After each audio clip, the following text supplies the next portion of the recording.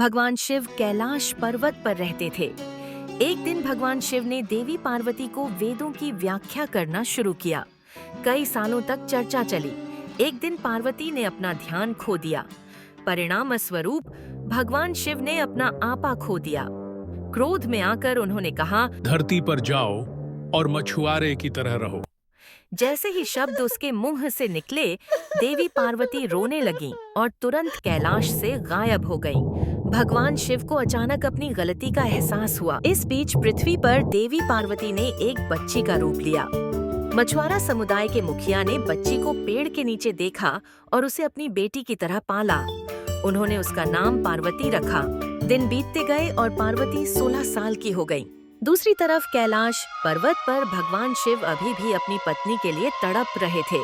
नंदीबुल ने कहा, मेरे भगवान, आप माँ को यहाँ वापस क्यों नहीं लाते? मैं ऐसा नहीं कर सकता नंदी।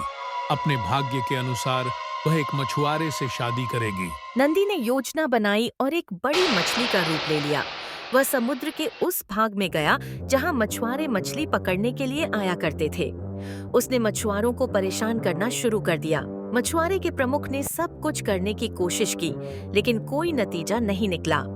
मुखिया ने घोषणा की, जो कोई भी उस मछली को पकड़ेगा उसे मेरी बेटी पार्वती से शादी करने की अनुमति दी जाएगी। तब भगवान शिव से प्रार्थना की, हे भगवान, कृपया इस बड़ी मछली से छुटकारा पाने में हमारी मदद करें। पार्वती ने भी प्रार्थना की, हे भगवान, कृपया हमारी मदद के लिए आएं। भगवान शिव ने पार्वती की प्रार्थना सुनी। उन्होंने एक युवा और सुंदर मछुआरे का रूप लिया।